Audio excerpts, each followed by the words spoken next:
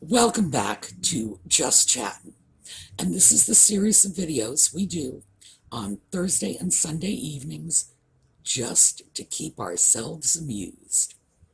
Before we get into this evening's video, I wanted to share with you something that I started to do research on a few days ago. Just put a smile on my face.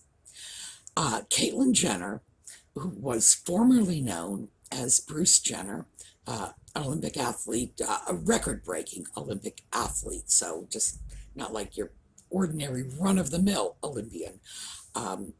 Jenner broke significant records. Caitlyn has decided to run for governor of California, and this is causing conflict in the woke community.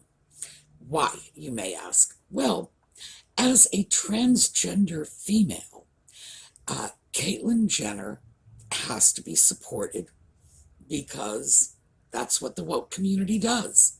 If you don't support a transgendered female, then you are a narrow-minded transphobic bigot, period. Problem is that Caitlyn is a Republican. And as everyone in the woke community knows or has made their mind up to, all Republicans are narrow-minded, transphobic bigots. So imagine the conflict. If you do support Jenner, you're supporting the Republican Party, the party of transphobic bigotry.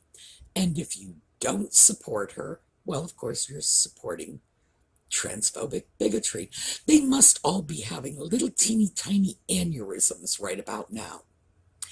And I have no idea how the rest of the state is going to deal with it, but I've got to assume that people like our friend Nutmeg are having serious cognitive dissonance over this one.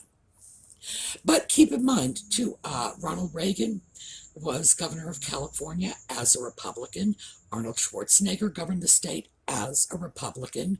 So California has a history of voting in celebrities as governors, and Reagan and Schwarzenegger both had no elected office before they ran for governor, same as Jenner. So she could, in fact, make it. This should be a very, very entertaining election. Oh, and I should throw this in, especially for our overseas friends. There is some thinking in this country that says Republicans are socially backward and Democrats are socially liberal. But I want to point out that George Wallace, who was a rabid segregationist, was a Democrat.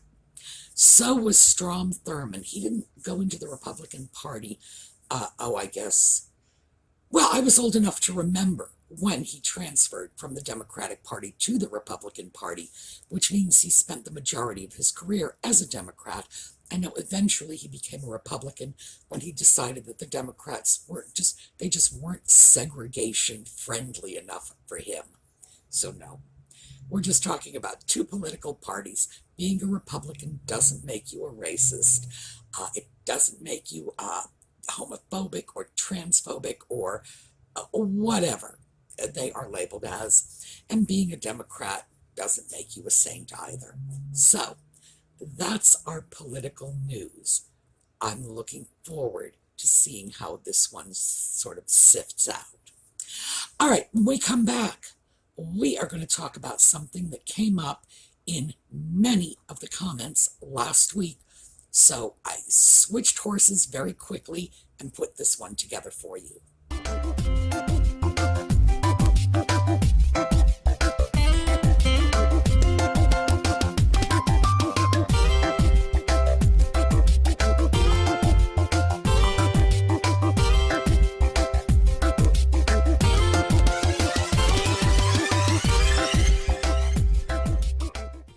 So what we're going to talk about today is Nutmeg's alleged miscarriage.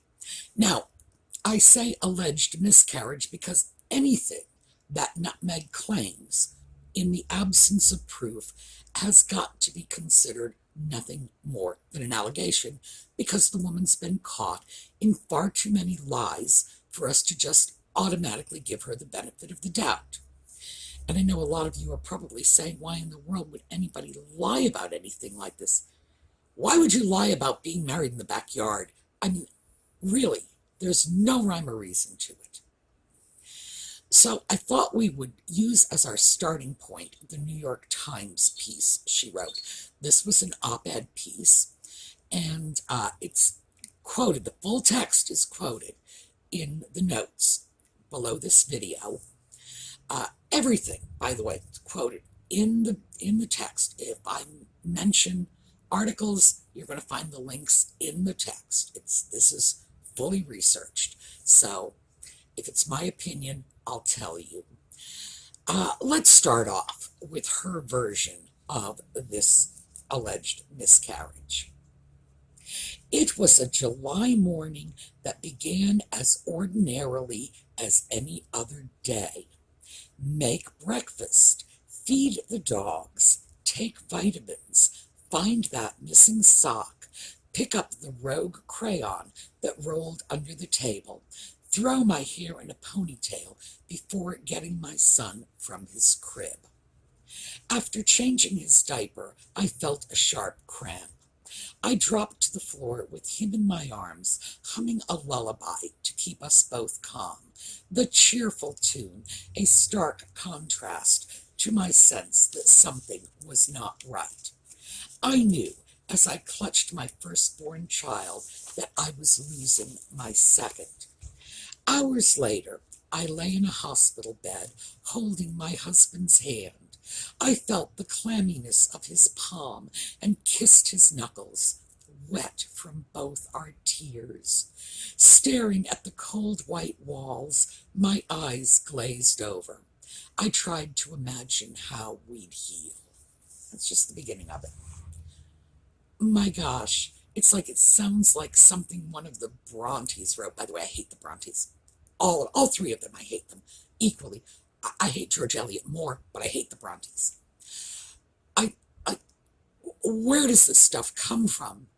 Oh, Mr. Rochester, we have lost our child. Shall we ever be whole again? I don't know, my dear, but all I can say is how bravely you are bearing up under this great misfortune.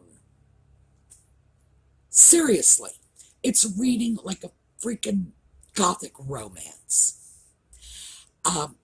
So why don't we start just by pulling it apart using our own little internal BS detectors.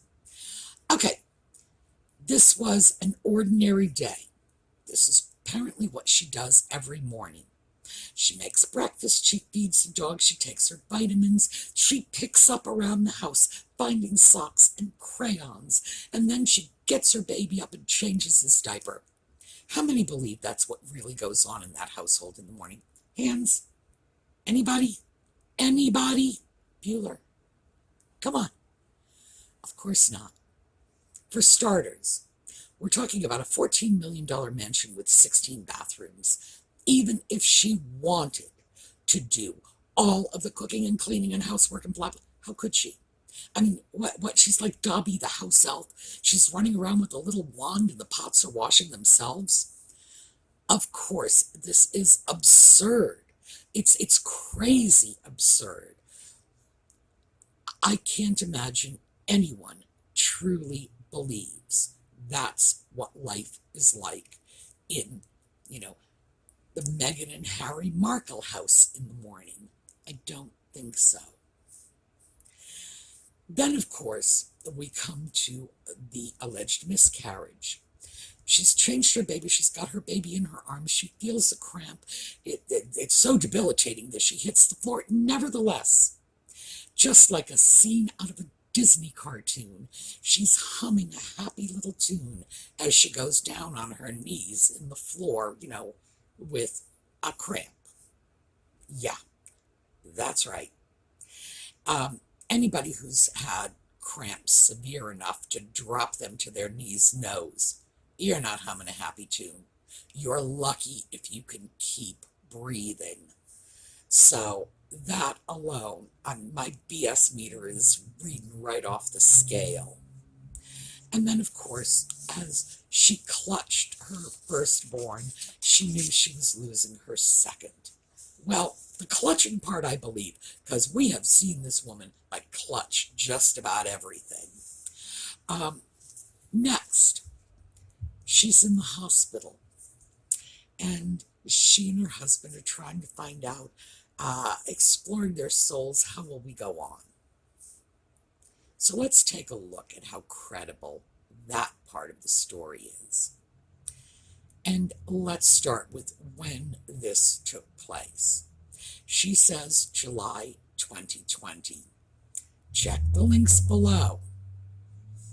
July 2020, Southern California was experiencing a massive strain on their healthcare system. They described it as overwhelming. They did not have beds for the patients. The staff were working double shifts. They were treating people in the hallways. Most hospitals were refusing to admit anyone who was not in a life-threatening crisis. So, what can we deduce from this?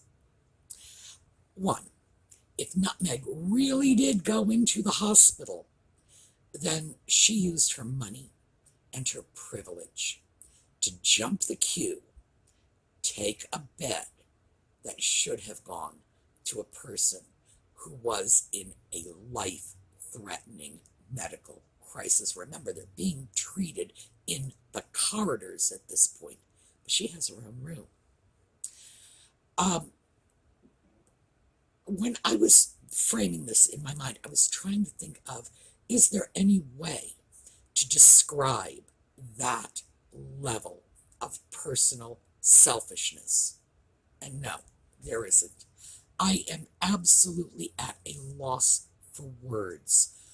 Who would put a dying person out in the corridor so they could have their room? The alternative, of course, is that she was never hospitalized. I find that the most likely of the two scenarios.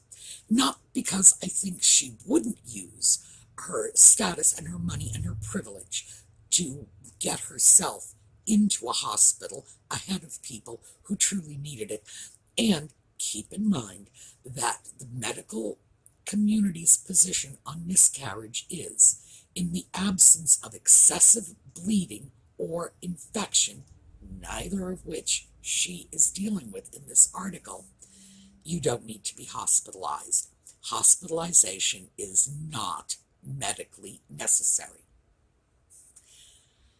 So, additionally, the state's on lockdown, the hospitals are overflowing with coronavirus patients, and you'd have to be pretty crazy to want to go in the first place. So my BS detector tells me this is as much a fabrication as Nutmeg making breakfast and feeding the dogs and cleaning up the socks and the crayons and whatever else she's claiming to be doing. This is all just an exercise in creative writing. And not very good creative writing either. You notice I didn't say this was like Austen, who I like. No, it's like the Brontes, who I don't like and can barely tolerate. But I can barely tolerate them. Can't tolerate George Eliot at all. Okay. So, what is this all about? Did she make it up completely? Did she make parts of it up? I would have to say, absolutely she had to have made parts of it up. That is a necessity. Did she make the whole thing up? I don't know. She may well have had a miscarriage. By the time you hit her age, your chances of miscarrying are about 50-50. She later quotes statistics here. Don't listen to her statistics, listen to mine, where she says that 10 to 20% of women have miscarriages. No. We are much closer to 25%, about 10 to 12% of diagnosed pregnancies end in miscarriage, and another 12% or so um, of pregnancies that are not yet diagnosed, in other words, too early to tell, end in miscarriages. The rate is about 1 in 4 until you hit your 40s, and then it jumps to 1 in 2. 50% chance. If she did get pregnant, odds are she had a miscarriage. Period. That's just the math. So, am I willing to say she never had a miscarriage? No, of course not. Am I willing to say it didn't happen this way? Oh yeah. No way is this an accurate representation of what happened. So let's look at a few other things, because this may help us determine whether or not she did, in fact, have a miscarriage in July of 2020. In addition to the fact that the state was on lockdown, that little surprise visit to the preschool, that visit took place on August, no, that was baby to baby, was the 30th of August. The preschool was, I believe, the 1st of September. So she had 2 little photo op public appearances, which would have taken place somewhere between, 4 to 8 weeks after the alleged miscarriage, both of which involved children, which is exceptionally hard for people who have had difficult miscarriages. I'm going to pull away from Nutmeg and talk about real women in real circumstances who really have experienced the loss of a child. For most of them, the very last thing they want to do is be around somebody else's baby, especially in the early stages when they're still processing the grief. Is that feasible?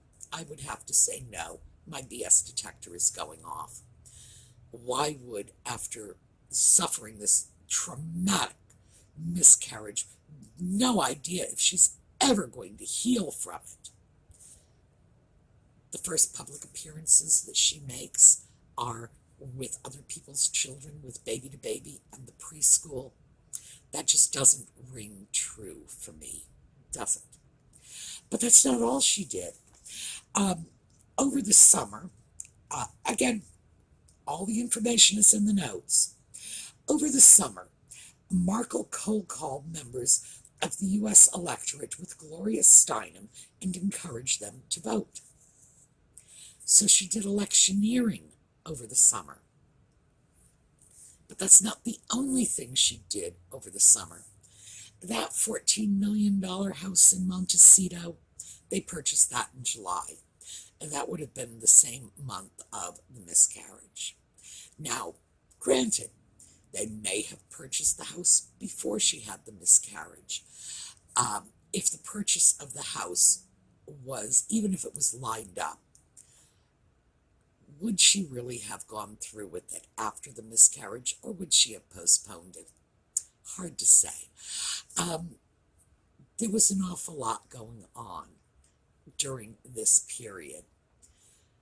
I have to say the evidence is piling up. The public appearances, electioneering over the summer, that does not sound like a woman grief-stricken at the loss of her much desired child. Not to me anyway.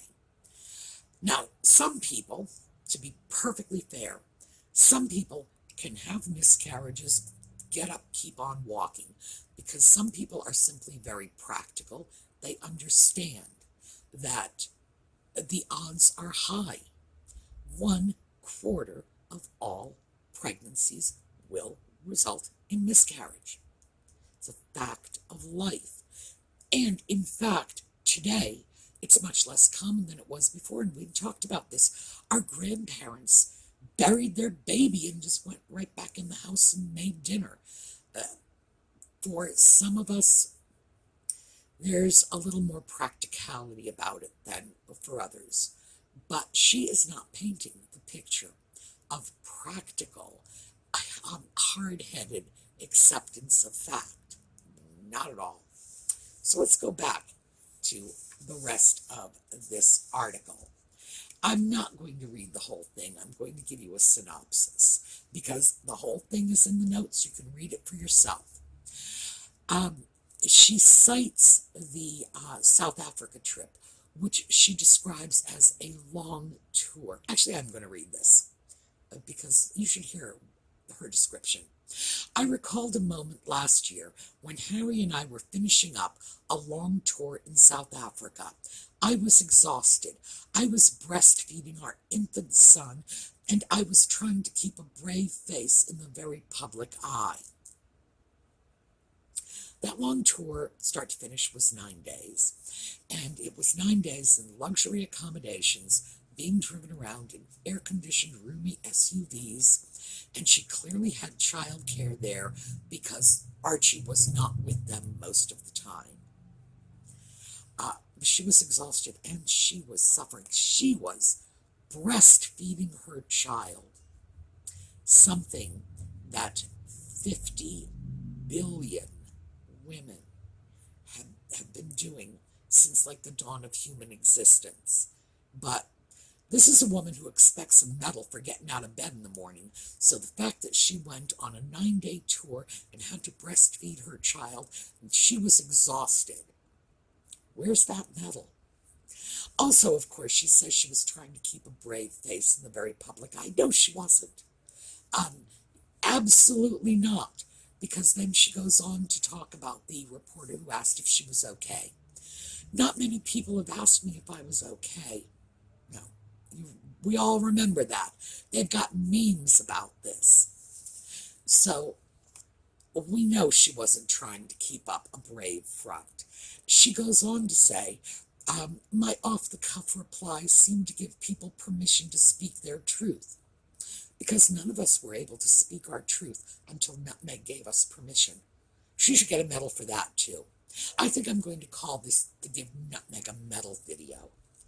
She moves from this into the pandemic of 2020.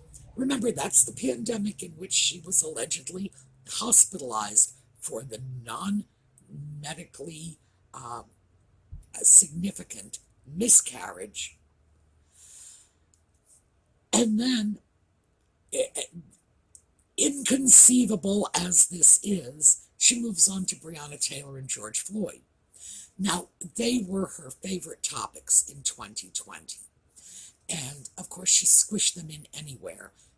If there was an opening, if there wasn't an opening, she'd crack herself an opening to shove in the George Floyd, oh, look, black people are being killed by the police, which has what to do with miscarriage. These are totally unrelated concepts. So, but yeah, let's just heap it all on.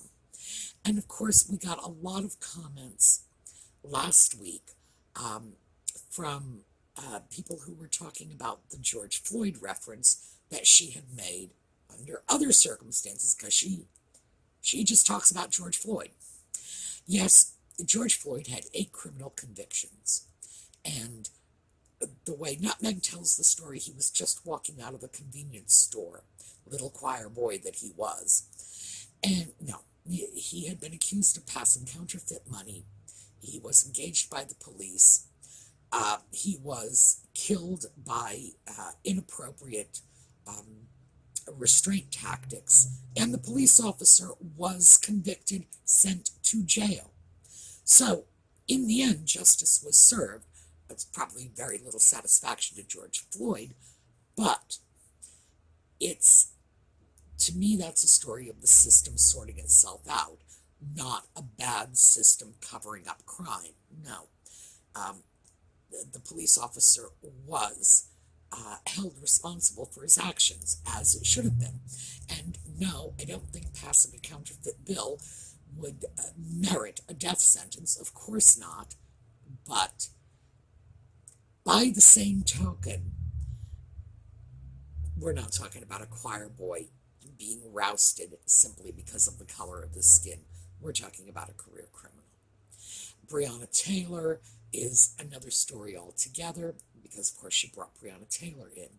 Breonna Taylor, to the best of my knowledge, had no criminal convictions. She did, however, have an ex-boyfriend who was a drug dealer who made statements that he was stashing his drug money in her home, which led the police to get a warrant to search her home.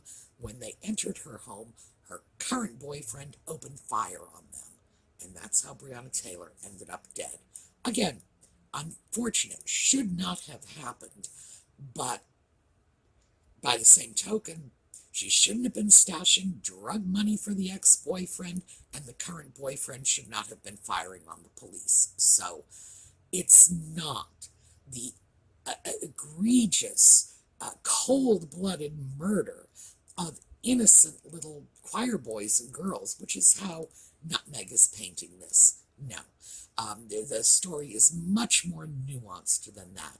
And I need to repeat, I do not support police brutality in any shape or form.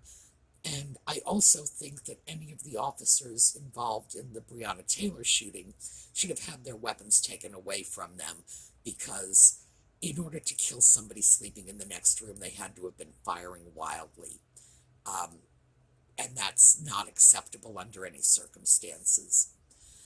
The fact is that it's a very polarized dynamic, and it shouldn't be, because the situation is nuanced. It's not black and white. There are a lot of shades of gray in here. We need to start recognizing that. Okay, off that one. But again, that is because that came up repeatedly in the comments, and I did check out both of these folks for you. And yeah, it's not as simple as it looks. She goes on to speak about polarization, decrying it when in fact she is creating the polarization when she brings Breonna Taylor and George Floyd into a discussion of miscarriage.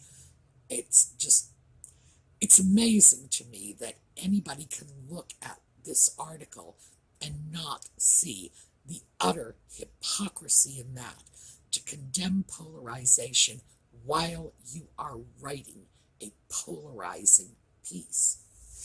Where do we go from here? Oh yes, the story about she saw a woman crying in New York when she was a teenager, and she's sorry that she didn't stop to ask the woman why she was crying. Well, it was New York. The woman probably would have told her to get her butt back in that taxi and leave her alone. That is the false guilt. I feel so guilty for not asking that woman what was wrong with her. No, she doesn't. If the woman exists at all, and I would suspect this is just as much a made-up story as that missing sock or the crayon under the bed, it's being used only as a vehicle to show Nutmeg as a caring, concerned person. In the midst of her own grievous loss of her child, she's still worried about others. Wow. After looking at this article, I think I'm going to have to say that I am about 40% satisfied that she may have had a miscarriage. 40%. 60%, no, not at all. 99% convinced that if she did have a miscarriage, it didn't go down anywhere near the way she is describing it in this article, and that it was simply being written up for publicity purposes. In other words, this was just a way to get her piece published in the New York Times so that she could say she is a New York Times published writer. The article, there are so many problems with it that I think it calls everything into question. And remember, 40%, that 40% conviction that she may have had a miscarriage only comes from the fact that at her age, if she had become pregnant, she had a 50-50 chance of losing the child. That's all. That's just math. That she may have become pregnant. If she did, odds are not good. So, that is my take on the miscarriage. Between the purchase of the house, the summer spent campaigning on the phone with Gloria Steinem, the photo ops at the nursery school and with Baby to Baby in the summer when she allegedly lost her own child and went into this deep grieving, does not add up. The idea that she would have been in a hospital room with a hospital full of COVID patients, like literally stacked up in the halls, this is just, the citation is here, take a look, that this is what she would have chosen to do, to enter a hospital crawling with coronavirus when she didn't have to. Don't believe it. Sorry, no. That they would have even admitted her, again, is unlikely. If they did, then she's got a lot more to answer for, wasting the time and resources of an overtaxed system for a non-life-threatening condition in a time of pandemic.